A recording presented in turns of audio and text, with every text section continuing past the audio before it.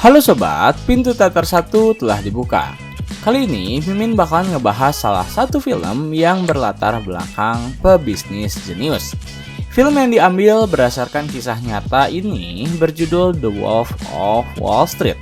Menceritakan tentang seorang kepala keluarga yang harus menafkahi istrinya dengan bekerja. Suatu hari ia melamar ke sebuah perusahaan pialang saham untuk bekerja. Beruntungnya di sana ia mendapat mentor yang baik, sehingga membuat dirinya sukses dan berhasil mendirikan perusahaannya sendiri. Namun dengan kekayaannya itu, pria tersebut justru terlena dengan kehidupan yang fana, yang membuatnya terjerumus ke hal-hal yang buruk.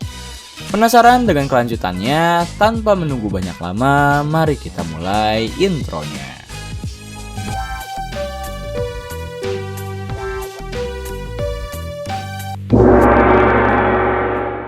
Scene dimulai dengan menampilkan seorang pria bernama Jordan Belfort yang saat itu masih berumur 22 tahun. Meskipun tergolong muda, namun Jordan sangat ambisius untuk mencari pekerjaannya agar ia bisa menafkahi istrinya yang bernama Teresa. Dengan bermodalkan skill yang ia miliki, Jordan mendatangi Wall Street, tempat di mana seluruh bursa perdagangan saham berkumpul. Setibanya di perusahaan tersebut, Jordan langsung diberi penjelasan jika ia akan menjadi seorang broker, yang artinya ia akan menelpon lebih dari 500 kali sehari. Jordan pun diperkenalkan dengan seniornya yang bernama Mark. Tugas Mark di sana akan membimbing Jordan untuk menjadi seorang broker yang handal. Ketika telepon sedang padat, suasana kantor menjadi sangat ricuh. Orang-orang berusaha meyakinkan klien mereka masing-masing untuk menginvestasikan uangnya di perusahaan saham tersebut. Pada jam makan siang, Jordan diajak oleh Mark untuk bersantai sejenak. Di sana, Mark memberi Jordan beberapa tips and trick untuk menjaga mood serta staminanya sebagai seorang broker. Meskipun terbilang buruk, tetapi Mark memberitahu jika Jordan harus menggunakan kokain untuk membuat kedua lengannya lentur. Mark pun meminta kepada Jordan untuk mengikuti gerakannya. Jordan hanya bisa tersenyum dan mematuhi setiap perkataan Mark. Tak hanya memberikan strategi bekerja, Mark juga secara tidak langsung memperkenalkan sebuah dunia baru kepada Jordan, yaitu dunia yang dipenuhi dengan drugs, pelacur, dan alkohol. Setelah mendapat tips and trick dari Mark, Jordan mendapatkan pundi-pundi uang dari perusahaan tersebut hanya dengan bermodalkan omong kosong semata. Tetapi pada suatu hari yang disebut sebagai Black Monday, Jordan harus terpaksa menjadi seorang pengangguran ketika seluruh pasar saham mengalami penurunan secara drastis. Semua pegawai dihentikan secara mendadak, yang membuat Jordan harus kembali memikirkan cara bagaimana ia mendapatkan pekerjaan. Tetapi Jordan sangat optimis. Ia meyakinkan istrinya untuk tak menggadaikan barang apapun, karena ia akan segera mendapatkan pekerjaan baru. Dengan bermodalkan ilmu yang ia dapatkan di Wall Street, Jordan pun langsung mendatangi sebuah perusahaan kecil yang bergerak di pialang saham. Setelah menandatangani kontrak kerja, ia pun langsung dipersilahkan menjadi pegawai dan mencari kliennya sendiri. Pada hari pertamanya, Jordan berhasil mendapatkan $20.000 yang membuat semua pegawai di perusahaan tersebut memujinya. Berkat kerja kerasnya, Jordan berhasil membeli apa yang ia inginkan, termasuk sebuah mobil mewah. Hingga pada suatu saat, seorang pria bernama Donnie mendatanginya secara tiba-tiba dan memberi beberapa pertanyaan kepada Jordan terkait pekerjaannya. Jordan menjawab jika ia adalah seorang broker yang memiliki penghasilan sebesar $72.000 dalam waktu sebulan. Mendengar hal tersebut, Donnie tak mempercayai perkataan Jordan. Lantas ia meminta Jordan untuk memperlihatkan struk gaji miliknya. Apabila Jordan benar, maka ia akan segera keluar dari pekerjaannya. Ketika Jordan memperlihatkan struk gajinya, Donnie pun langsung menelpon perusahaan tempat dirinya bekerja untuk mengundurkan diri. Lalu Donnie memohon kepada Jordan untuk mengajarinya cara ia bekerja. Sebagai tanda terima kasih, Donnie memberi Jordan sebuah obat terlarang yang bisa membuat mereka berdua teler. Setelah mendapatkan rekan kerja barunya, Jordan ternyata memutuskan untuk resign dari tempat ia bekerja untuk membuka perusahaan saham yang baru bersama Donnie. Mereka berdua menyewa sebuah garasi sebagai awal mula perusahaannya berdiri. Karena membutuhkan banyak orang, Jordan lantas memanggil teman-temannya yang kebanyakan tak lulus sekolah dan bekerja serabutan. Terdapat Alden, Robbie, Rugret, dan juga Chester. Mereka berenam memutuskan untuk membuat sebuah perusahaan dari nol.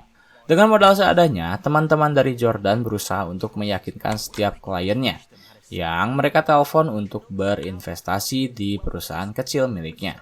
Namun Jordan menyadari jika takkan ada orang yang mempercayai teman-temannya, bahkan sekolah saja tak lulus. Akhirnya Jordan memutar otaknya untuk membuat rekan-rekan kerjanya menjadi seorang broker yang handal. Ia memberi sedikit tips dan trik serta motivasi kepada rekan kerjanya, cara meyakinkan klien mereka untuk berinvestasi. Dan dalam waktu sangat cepat dengan nama perusahaan Stratton Oakmont, Jordan berhasil menyewa sebuah kantor besar dan merekrut pegawai dalam jumlah yang cukup banyak. Tak berhenti sampai di situ, kesuksesan Jordan berkali-kali lipat, hingga ia terus menambah pegawainya dan memperluas kantornya. Suatu hari, Jordan memutuskan untuk membuat sebuah pesta di pinggir pantai, demi mensejahterakan para pegawainya. Dan disitulah Jordan bertemu dengan seorang wanita mantan model bernama Naomi. Pada pandangan pertama, Jordan langsung terkesima dengan kecantikan yang Naomi perlihatkan. Selesai pesta berlangsung, mereka memutuskan untuk kencan hingga pada akhirnya apa yang Jordan lakukan tertangkap basah oleh istri sahnya, yaitu Teresa. Teresa memilih kabur ke rumah orang tuanya demi menghindari Jordan. Lantas bagaimana dengan Jordan? Ia justru dengan santainya melamar Naomi untuk menjadi istrinya. Dengan pesta pernikahan yang besar, Jordan menyewa pesawat pribadi untuk menerbangkan seluruh pegawainya. Di dalam perjalanan tersebut, Jordan tak luput menyewa pelacur serta mengadakan pesta narkoba.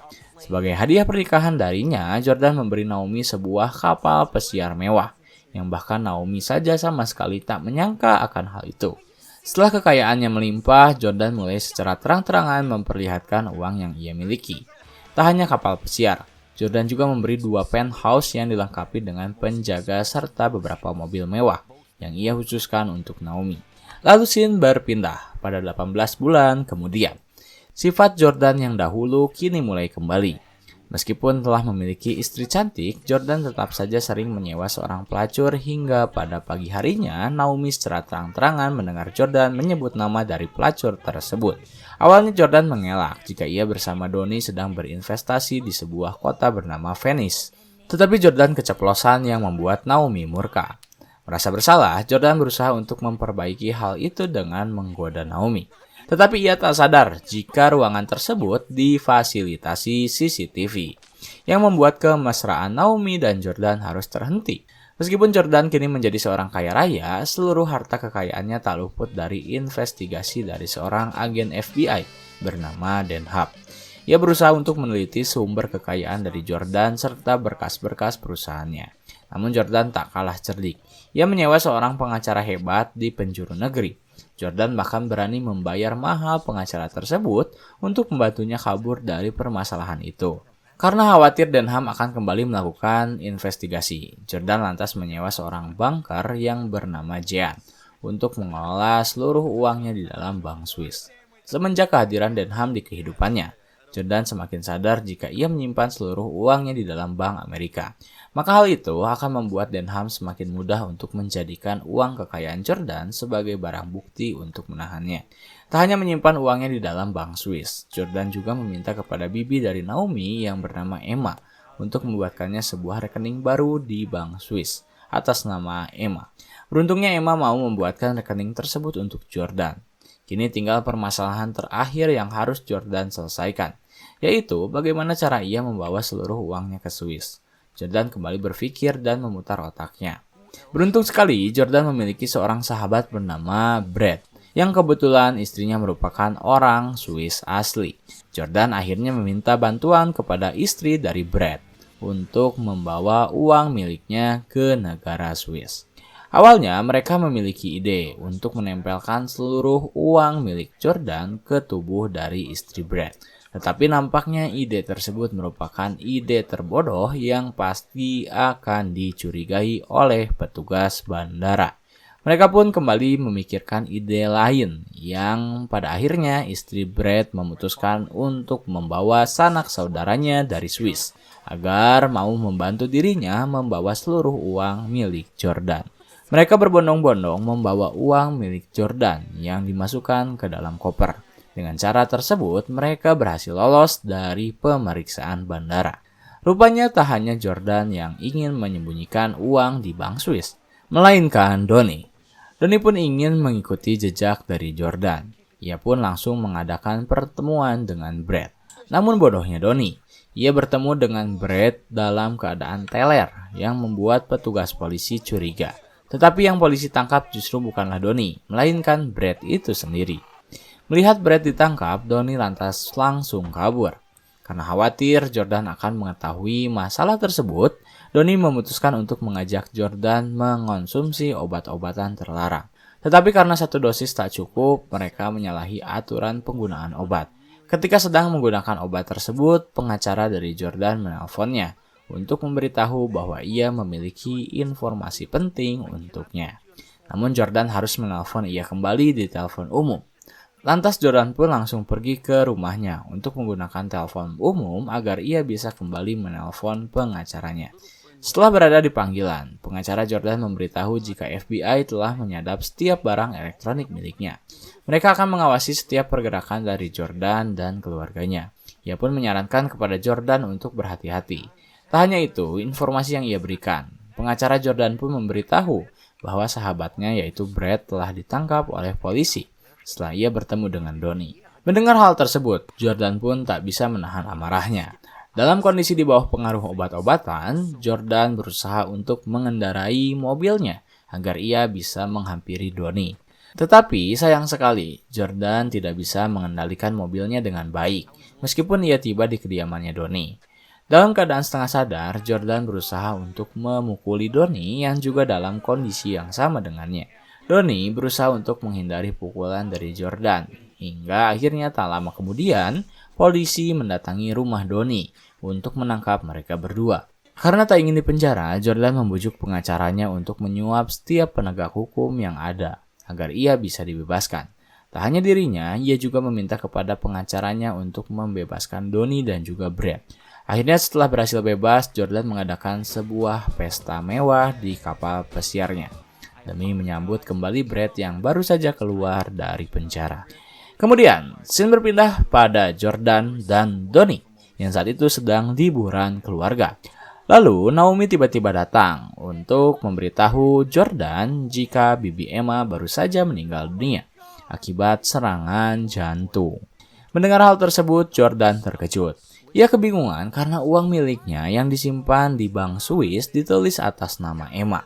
Beruntungnya, Jean langsung memberitahu Jordan jika sebelum Emma meninggal, ia sempat membuat surat wasiat terkait perpindahan kepemilikan kepada Jordan.